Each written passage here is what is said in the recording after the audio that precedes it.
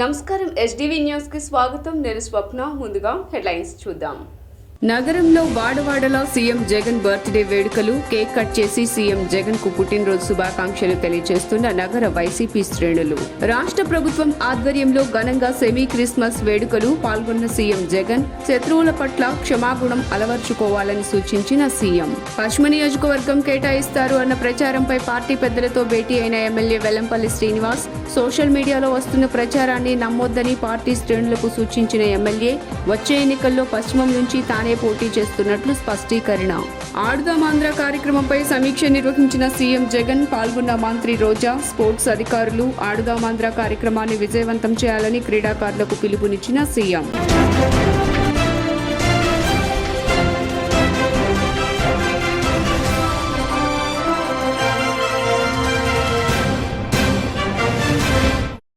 ఇక డీటెయిల్స్ చూస్తే నేడు ఆంధ్రప్రదేశ్ రాష్ట్ర సీఎం వైఎస్ జగన్మోహన్ రెడ్డి పుట్టినరోజు సందర్భంగా వైసీపీ నేతలు, కార్యకర్తలు సంబరాలు జరుపుకున్నారు. తండ్రి వైఎస్ఆర్ వారసత్వంతో రాజకీయాల్లోకి వచ్చిన వైఎస్ జగన్ తనకంటూ ప్రత్యేక గుర్తింపు తెచ్చుకున్నారు. వైఎస్ఆర్ మరణానంతరం కాంగ్రెస్తో వచ్చిన విభేదాలతో 2011లో వైసీపీని స్థాపించారు. 2014 ఎన్నికల్లో ప్రతిపక్ష నేతగా ఉన్నారు. ఆ తర్వాత పాదయాత్ర చేసి 2019లో 175 స్థానాలకు 151 చోట్ల సంచలన విజయంతో సీఎం అయ్యారు. వాలంటీర్లు, సచివాలయాలు, నవరత్నాలతో తన మార్కు పాలన చూపిస్తున్న జగన్ నేడు 51వ పుట్టినరోజు జరుపుకుంటున్నారు.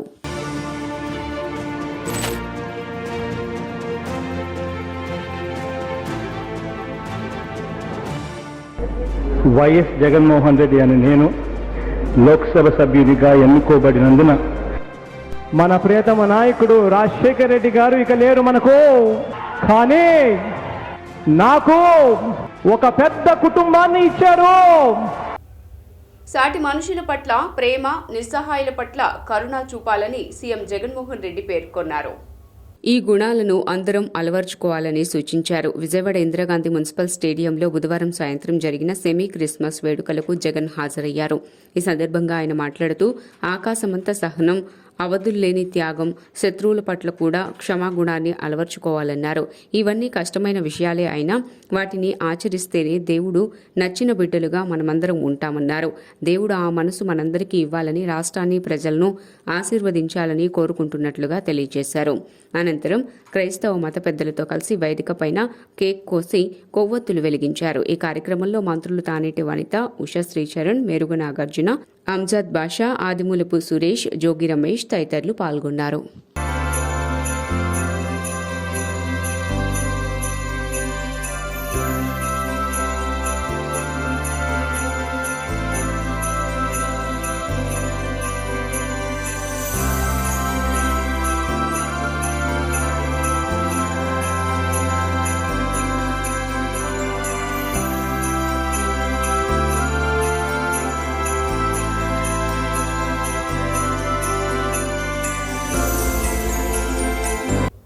వైసీపీ నేతల్లో టికెట్ టెన్షన్ మొదలైంది.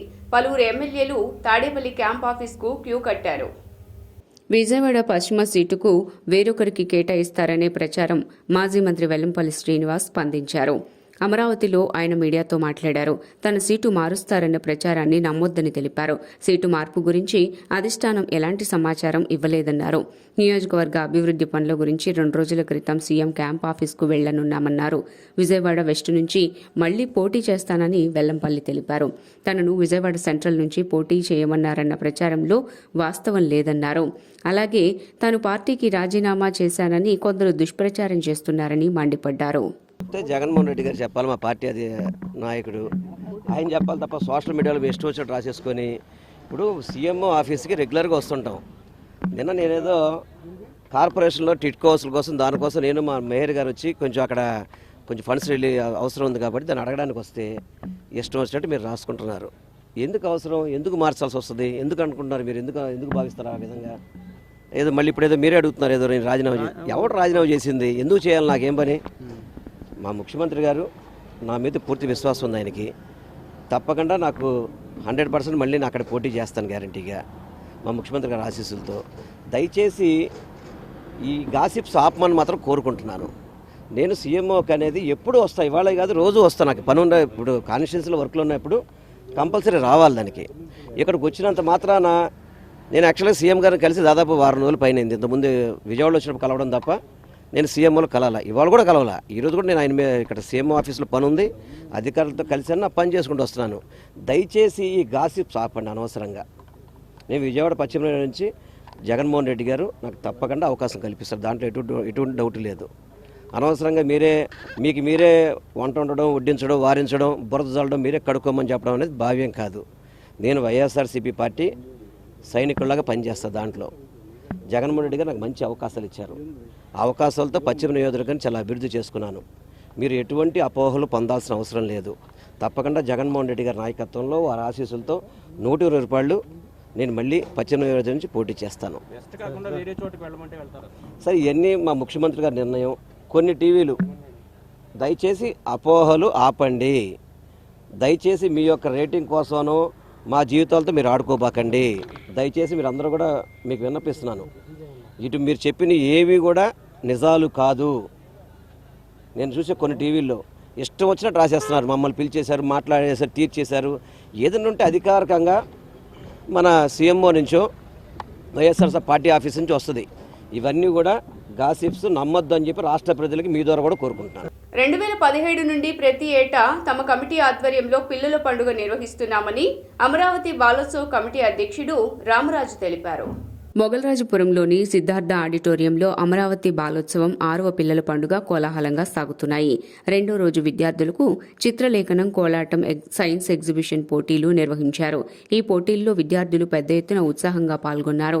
ఈ సందర్భంగా అమరావతి బాలోత్సవ్ కమిటీ అధ్యక్షుడు రామరాజు మాట్లాడుతూ పిల్లల్లోని సృజనాత్మకతతో పాటు ప్రతి అంశాల మీద అవగాహన కల్పించాలనే లక్ష్యంతోనే ఇటువంటి పోటీలను నిర్వహిస్తున్నామని తెలిపారు. 55 అంశాల ఈ ఏడాది 3 రోజుల పాటు పోటీలు నిర్వహిస్తున్నట్లు తెలియజేశారు. ఈ పండుగలో సుమారు 200 నుండి సుమారుగా 3000 మంది విద్యార్థులు పోటీల్లో పాల్గొననున్నారని తెలియజేశారు.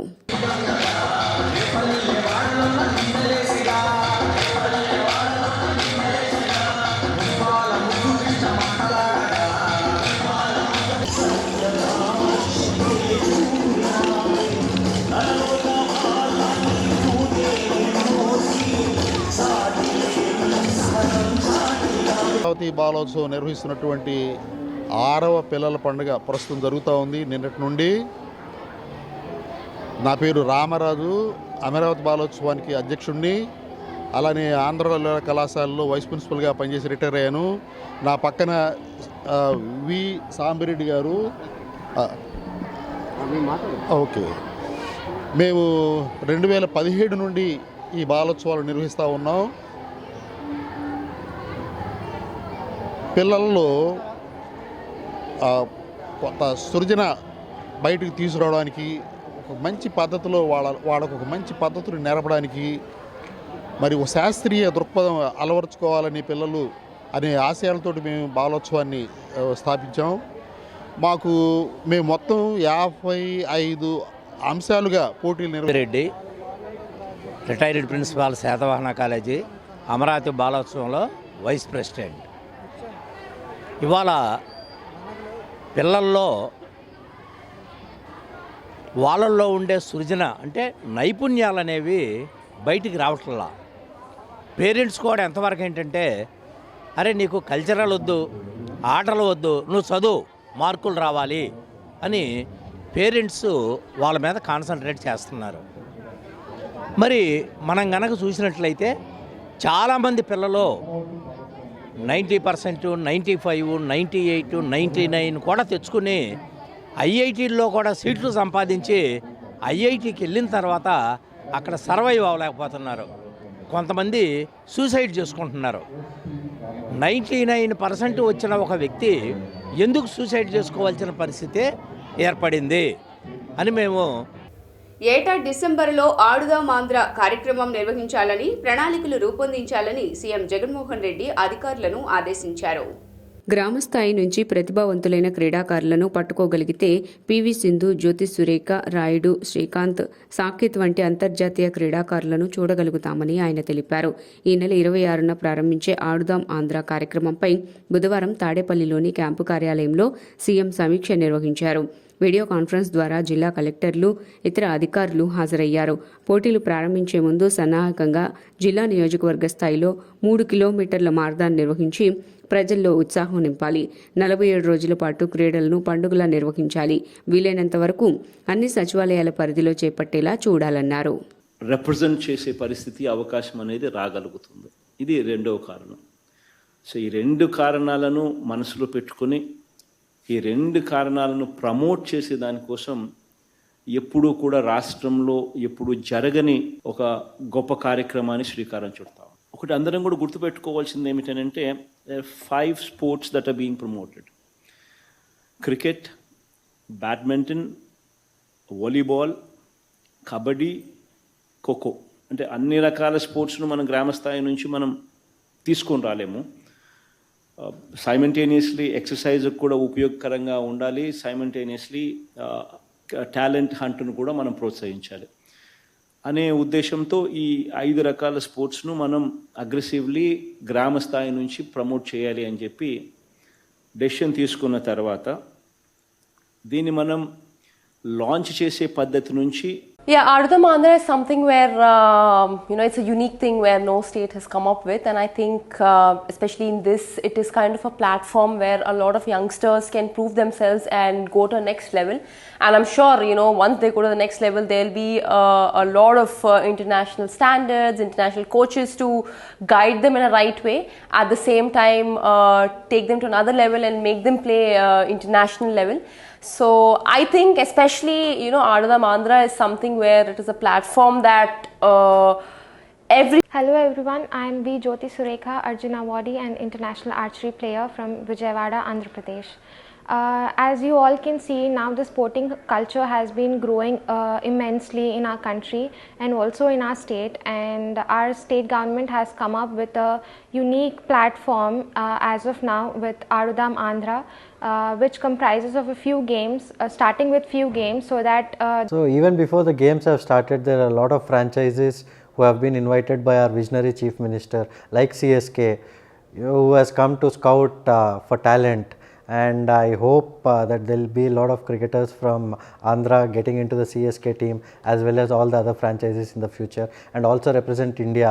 The main purpose of the whole event and the festival is, I think first of all this is like a very good initiative. So what generally happens is people look at playing sport as just playing sport. But there are quite a lot of other benefits that you actually get just by playing sport. It can be at a recreational level. It doesn't have to be necessarily have to be at a professional level. So I kind of spoke to a few people that I know, and all of them mentioned about them getting better at their work by just playing some kind of a sport, some activity. రాష్ట్ర governor Abdul నజీర్ను BJP రాష్ట్ర మహిళా నాయకురాలు మాజీ MP Kothapalli గీత కలిశారు. గిరిజనులు, దళితులకు, అణగారిన వర్గాలకు జరుగుతున్న అన్యాయాలపై ఆమె గవర్నర్కు ఫిర్యాదు చేశారు. ఏరియా కింద వస్తుంది. కాన్స్టిట్యూషన్ ప్రకారం షెడ్యూల్డ్ 5 ఏరియా గవర్నెన్స్ అంతా కూడా గవర్నర్ గారి ఆధ్వర్యంలో జరగవలసిన పరిస్థితి ఉంది. కానీ ఈరోజు రాష్ట్ర ప్రభుత్వం అరకు పార్లమెంటులో, అరకు పర్టికులర్లీ అల్లూరు సీతారామరాజు జిల్లాలో జరుగుతున్న ఈరోజు అక్రమాల గురించి గవర్నర్ గారికి వివరించడానికి ఇక్కడ రావడం జరిగింది. ఈరోజు అరకు పార్లమెంట్లో చూస్తే అనంతగిరిలో గిరిజనులకి సంబంధించిన భూములు చనిపోయిన వాళ్ళ వేలిముద్రలు కూడా, అంటే చనిపోయిన వాళ్ళ పేర్లతోటి వేలిముద్రలు వేసేసి రిజిస్ట్రేషన్ చేసి అక్రమ మైనింగ్కి పాల్పడ్డారు. అక్కడ ఇంతకుముందు ఎస్టీ కమిషన్ చైర్మన్గా ఉన్న వ్యక్తి అండ్ ఇప్పుడు ఎమ్మెల్సీగా ఉంటూ కూడా calcite mining, bauxite mining, laterite mining, mining mafia అంతా కూడా అక్కడ నడుస్తుంది. పర్టికులర్లీ ఈరోజు గవర్నర్ గారి దృష్టికి తీసుకొచ్చిన విషయం ఏంటంటే పీసా గ్రామ చట్టం, పీసా సభలు అసలు ఇప్పటి వరకు కంప్లీట్గా పీసా చట్టాన్ని నిర్వీర్యం చేసి సభలు రిజర్వేషన్స్ లేకుండా, ఎన్విరాన్మెంటల్ క్లియరెన్సెస్ లేకుండా ఇల్లీగల్ మైనింగ్ రాష్ట్ర ప్రభుత్వం ఏపీ ఎండీసీ ద్వారా చేయించడం కంప్లీట్గా కూడా చట్ట వ్యతిరేకమైన చర్య కాబట్టి దాని మీద కంప్లైంట్ చేయడం జరిగింది. అలాగే డ్రగ్ మాఫియా మొత్తం గిరిజనుల్ని బెదిరించి అక్కడ గంజాయి పండించి అక్కడి నుంచి ఎవరు కూడా ఇప్పుడు వరకు పెద్దవాళ్ళు ఎవరు దీని వెనకాల ఉన్నారన్నది తెలియలేదు. కానీ గిరిజనులందరూ కూడా, గిరిజన కుటుంబాలన్నీ కూడా నష్టపోయి ఈరోజు రాజమండ్రి సెంట్రల్ జైల్లో కానీ, విశాఖపట్నం సెంట్రల్ జైల్లో కానీ పెరోల్ కూడా రాకుండా సీఎం జగన్ మాటే మాకు వేదం. ఆయన గంగలో దూకుమంటే దూకుతామని మంత్రి మేరుగు నాగార్జున అన్నారు. తాడేపల్లిలో ఆయన మీడియాతో మాట్లాడారు. సంతనూతలపాడు ప్రజలను గెలిపించమని అర్థిస్తానన్నారు. ఇన్ఛార్జీల మార్పు చేర్పులు పార్టీ కోసం పనిచేస్తున్నారని తెలిపారు. మేం ఇన్ఛార్జీలను మార్చుకుంటే మీకేంటని ప్రతిపక్షాలపై ధ్వజమెత్తారు. మేరుగు నాగార్జున వేమూరి అసెంబ్లీ నియోజకవర్గం నుంచి పోటీ చేసి గెలుపొందారు. తాజాగా వైసీపీ అధిష్టానం ఆయన్ను సంతనూతలపాడుకు ఇన్ఛార్జిగా నియమించింది. నోబెల్ బహుమతి పొందినటువంటి అధ్యాపకులు ఉన్నటువంటి యూనివర్సిటీల్లో, లేకపోతే ఎక్స్పర్ట్స్ ఉన్నటువంటి సీఓలు చేస్తున్నటువంటి ఉన్నటువంటి యూనివర్సిటీలో చదివే అవకాశం ఈ పేదల పిల్లలకు ఆంధ్రప్రదేశ్లో అవకాశాలు కల్పిస్తున్న ముఖ్యమంత్రిగా, అదే జగనన్న విదేశీ విద్యగా. ఈ జగనన్న విదేశీ విద్య తీసేశారని చెప్తాడు చంద్రబాబు. నేను అడుగుతా ఉన్నా, మీరు బహిరంగ చర్చకు రండియా, మేము స్కీములు తీసామంటున్నారు. ఏ స్కీము తీసామో, ఏ స్కీమ్ ఎలా జరుగుతూ ఉందో, కళ్యాణ మస్తు తీసేసామంటారు, షాదీ ముబారక్ తీసేసామంటారు. మీరు ఇచ్చే డబ్బులు కన్నా డబుల్ ద అమౌంట్ చేసి బ్రహ్మాండం వంటి చదువుకోవాలని ఒక అనురక్తి కలిగే విధంగా తీసుకొని ఈరోజు పరిపాలన జరుగుతూ ఉంటే, మీరు ఏదో రాజకీయంగా బ్రతకటానికి జగన్మోహన్ రెడ్డి గారి మీద గుడ్డగాల్చి నెత్తిరేయటం తప్ప, ఈ గొప్ప కార్యక్రమాల వల్ల ఈ రాష్ట్రంలో ఉన్నటువంటి పేదల పిల్లలు ధైర్యంగా విదేశాలకు వెళ్ళి చదువుకోవటానికి, ప్రెస్టీజియస్ యూనివర్సిటీలో చదువుకోవటానికి, వరల్డ్ ర్యాంకింగ్లో యూనివర్సిటీలో చదువుకోవటానికి, నోబెల్ ఆరిటర్స్ ఉన్నటువంటి యూనివర్సిటీలో చదువుకోవటానికి, ఉన్నతమైనటువంటి సీఈఓలు చేస్తున్నటువంటి చదివచ్చినటువంటి యూనివర్సిటీలో చదవటానికి ఆస్కారం కలిగిందని చెప్పి తెలియపరుస్తూ, ఆ డిపార్ట్మెంట్ని అడ్మిన్ చేసే అవకాశం ఇచ్చినటువంటి గౌరవ ముఖ్యమంత్రి గారికి ధన్యవాదాలు తెలియపరుస్తూ, విదేశీ విద్య దాన్ని వినియోగించుకోండి, అవకాశాలని పొంది వచ్చే విధంగా చూడాలని ఈ రాష్ట్రంలో ఉన్నటువంటి ప్రజల పిల్లలకు తెలియపరుస్తూ, అట్లాగే ఈరోజు కొత్తగా ఏర్పాటు చేసిన సివిల్ సర్వీస్ ప్రోత్సాహకానికి సంబంధించి దాన్ని కూడా వినియోగించుకోవాలా. మరి తప్పకుండా దీనివల్ల ఉన్నత శిఖరాలకు వెళ్ళటానికి, గొప్ప ఉద్యోగాలు రావడానికి, అలాగే మంచి సివిల్ సర్వీస్ తయారవటానికి ఆస్కారం ఉంటుందని మీ ద్వారా తెలియపరుస్తూ, ఈ రెండు ప్రోగ్రామ్స్ ఈరోజు గౌరవ ముఖ్యమంత్రి గారి చేతుల మీదుగా చేయటం అనేది చాలా ముదాఫంగా కూడా తెలియపరుస్తూ సెలవు తీసుకుంటా ఉన్నాం.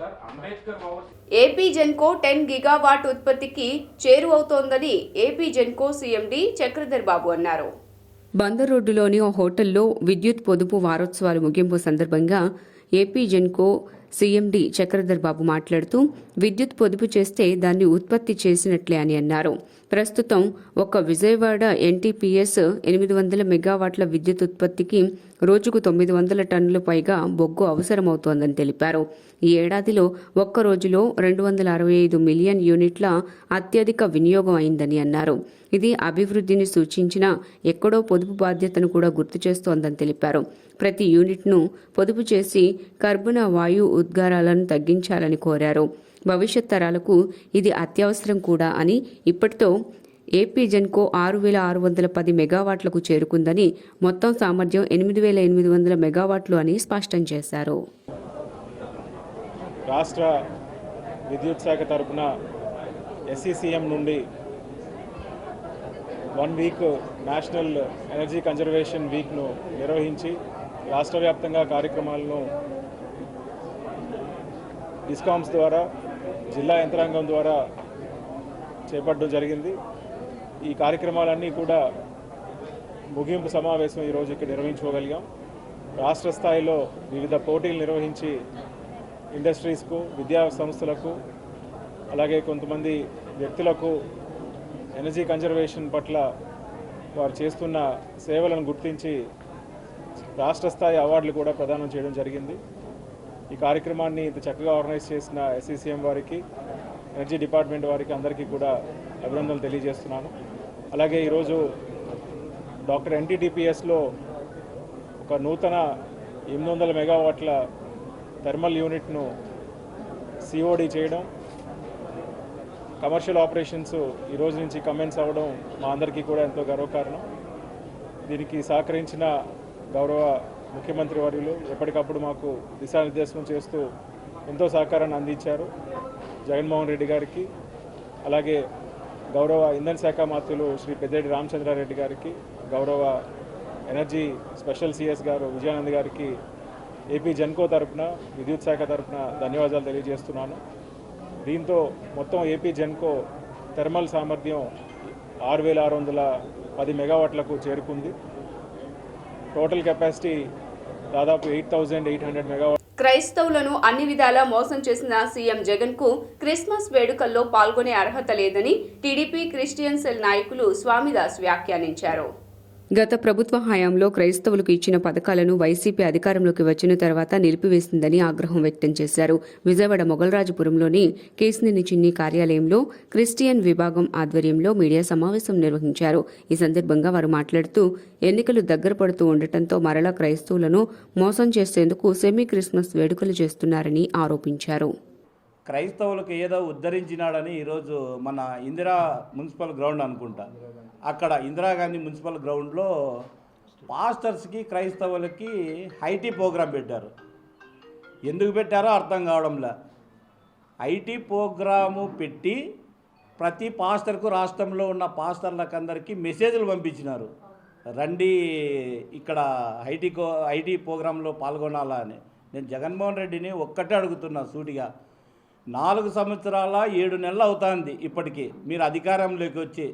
మీరు క్రైస్తవుల ప్రార్థనలతో పాస్టర్ల ప్రార్థనలతో మీరు గద్దెనెక్కి ఈరోజు 4 సంవత్సరాల 7 నెలలు అవుతున్నా కూడా ఇంతవరకు పాస్టర్స్ని కలవలేదు. కానీ 3 నెలలు ఎలక్షన్లు జరుగుతున్నాయని ప్రతి పాస్టర్కి మెసేజ్ పెట్టి రండి ఇక్కడికి అని మీరు మెసేజ్ పెట్టి పిలిపించుకుంటున్నారు. ఈరోజు ఈ సమావేశానికి ముఖ్య ఉద్దేశం రాష్ట్ర పార్టీ క్రిస్టియన్ సెల్ ప్రెసిడెంట్ గారు మరి స్వామిదాస్ గారు వివరంగా చెప్పడం జరిగింది. ఇవి కాకుండా ఈ రాష్ట్రంలో క్రిస్టియన్ మైనార్టీస్ మీద దాడులు జరుగుతున్నా మరి క్రిస్టియన్ మైనార్టీ ఓట్లు, దళితుల ఓట్లు, నేను క్రిస్టియన్ని, నేను నా బిడ్డని మీరు ఆదరించండి అని చెప్పి ఆ రోజు తల్లి, చెల్లి, బావ మరి ప్రతి గ్రామంలో ఉన్న క్రిస్టియన్ మైనార్టీ చర్చిల్ని సందర్శించి వారి ఓట్లను దండుకొని మరి ఈరోజు వారి మీద జరుగుతున్న దాడులు కూడా ఖండించలేని స్థితిలో ఈ రాష్ట్ర ప్రభుత్వం ఉందంటే ఈ ముఖ్యమంత్రిని మరి ఈ రాష్ట్రంలో ఉన్న మైనార్టీస్ అందరూ ఒక్కసారి ఆలోచించవలసిందిగా కోరుకుంటున్నాం. ఎందుకంటే గత 10 ఏళ్ళు బైబిల్ పట్టుకొని తిరిగి 9 ఏళ్ళు బైబిల్ పట్టుకొని తిరిగి అధికారంలోకి వచ్చిన తర్వాత దేవుడు నాకు ఈ అధికారం ఇచ్చాడని చెప్పిన జగన్మోహన్ రెడ్డి వారి సోదరి నాటి సమాజంలో అణగారిన వర్గాలకు అండగా నిలబడిన వ్యక్తి స్వర్గీయ దేవినేని గాంధీ అని తూర్పు నియోజకవర్గ ఇన్ఛార్జ్ దేవినేని అవినాష్ కొనియాడారు. దేవినేని గాంధీ 44వ వర్ధంతి సందర్భంగా తూర్పు నియోజకవర్గ వైసీపీ కార్యాలయంలో మరియు ఎస్ఎస్ఆర్ అండ్ సివిఆర్ కాలేజ్ నందు ఏర్పాటు చేసిన కార్యక్రమంలో అవినాష్ పాల్గొని ఆయన చిత్రపటానికి నివాళులర్పించారు. ఈ సందర్భంగా అవినాష్ మాట్లాడుతూ ఒకప్పుడు బెజవాడలో విద్యార్థులు, నిరుపేద, బడుగు బలహీన వర్గాల వారు వివక్షకు గురవుతూ ఎన్నో ఇబ్బందులు ఎదుర్కొనేవారని, వాటిని చూసి సహించలేక వారికి అండగా నిలవాలని ముందుకు వచ్చి పోరాడిన చరిత్ర దేవినేని గాంధీది అని యునైటెడ్ స్టూడెంట్స్ ఆర్గనైజేషన్ స్థాపించి విద్యార్థుల పరిష్కారానికి కృషి చేశారని తెలిపారు. వారి బాటలోనే నెహ్రూ రాజకీయ అరంగేట్రం చేసి 30 సంవత్సరాలు ఎమ్మెల్యేగా, మంత్రిగా పేద ప్రజల అభ్యున్నతికి కృషి చేశారని, జిల్లాలో మరే నాయకుడికి ఆ ఘనత సాధ్యం కాలేదని అన్నారు. పెద్దలు, పూజ్యులు యుఎస్ఓ యునైటెడ్ స్టూడెంట్స్ ఆర్గనైజేషన్ వ్యవస్థాపకులు స్వర్గీయ దేవినేని గాంధీ గారు ఒక 44వ వర్ధంతి సందర్భంగా ఆయనకి ఘనంగా ఈరోజు వైఎస్ఆర్ కాంగ్రెస్ పార్టీ విజయవాడ తూర్పు నియోజకవర్గంలో ఘనంగా నివాళులర్పించడం జరిగింది. ఈ కార్యక్రమంలో పెద్దలు కడియాల బుచ్చిబాబు గారు, అదేవిధంగా తూర్పు నియోజకవర్గానికి సంబంధించిన డిప్యూటీ మేయర్స్, కార్పొరేటర్స్, డివిజన్ అధ్యక్షులు, వైఎస్ఆర్ కాంగ్రెస్ పార్టీ నగర నాయకులు, వివిధ కార్పొరేషన్ హోదాలో ఉన్న డైరెక్టర్స్ కానివ్వండి, చైర్మన్స్ కానివ్వండి, కోఆప్షన్ సభ్యులు కానివ్వండి, పెద్దలందరూ గారు ఈరోజు ఆయనకి ఘనంగా నివాళులర్పించి చనిపోయి 44 సంవత్సరాలైనా ఈ రోజుకి ఏదైతే స్వర్గీయ దేవినేని గాంధీ గారి 44వ వర్ధంతి సందర్భంగా మా యొక్క తూర్పు నియోజకవర్గ ఇన్ఛార్జ్ శ్రీ దేవినేని అవినాష్ గారి యొక్క నాయకత్వంలో గుణదల ఆఫీస్లో ఈరోజు తూర్పు నియోజకవర్గ ఆఫీస్లో ఘనంగా నివాళులు అర్పిస్తడం జరిగింది. మరియు కార్పొరేటర్స్ మరియు పెద్దలందరూ కూడా ఏదైతే దేవినేని ఫ్యామిలీకి అత్యంత ఆప్తులు పెద్దలందరూ కూడా పాల్గొనడం జరిగింది. దేవినేని గాంధీ గారు ఇప్పటికీ కూడా యుఎస్ఓ స్థాపించి ఆయన్ని స్మరిస్తూ ఈరోజు ఇప్పటికీ కూడా ఆ యుఎస్ఓ ఆర్గనైజేషన్ అందరూ కూడా ఫాలో అవుతూ అందరికీ కూడా ఎవరు వచ్చినా కూడా స్టూడెంట్స్ వింగ్ నుంచి స్వర్గీయ దేవినేని గాంధీ గారి వర్ధంతి సందర్భంగా మరి విజయవాడ నగరంలో యుఎస్ఓ తరపున కానివ్వండి, లేకపోతే వైఎస్ఆర్సీపీ పార్టీ తరఫున కానివ్వండి అనేక సేవా కార్యక్రమాలు నిర్వహించడం జరిగింది.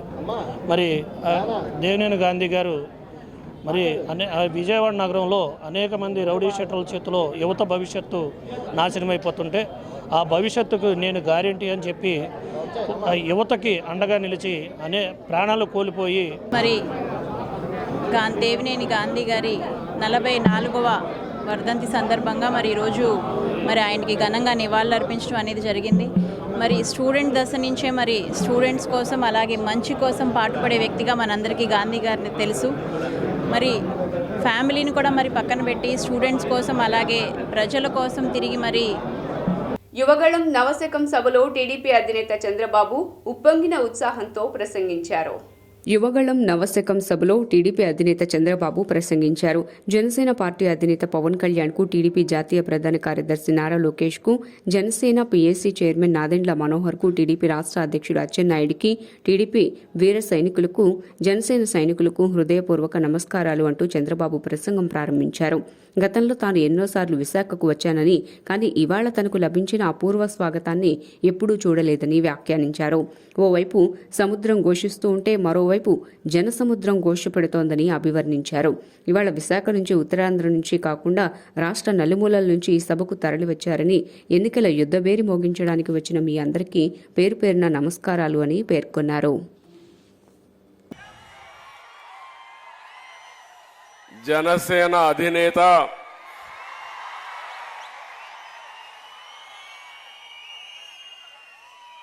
ప్రజలకు మేలు చేయాలనే ఆకాంక్షతో ఎల్లప్పుడూ పరితపించే వ్యక్తి పవర్ స్టార్ పవన్ కళ్యాణ్ గారు.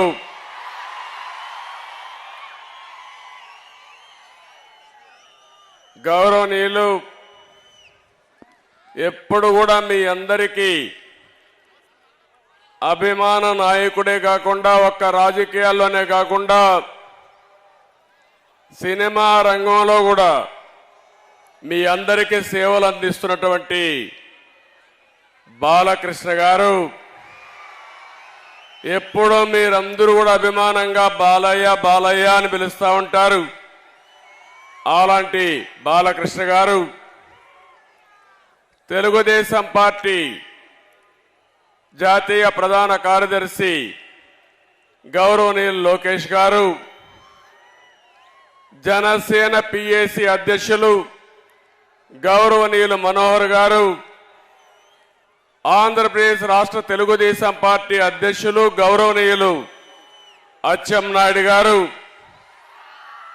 వేదిక పైన అటు తెలుగుదేశం ఇటు జనసేన అధినాయకత్వం, అక్కడుండే నాయకులందరికీ, ఒక పక్క తెలుగుదేశం పార్టీ వీర. వార్తలు ముగించే ముందు హెడ్లైన్స్ మరోసారి.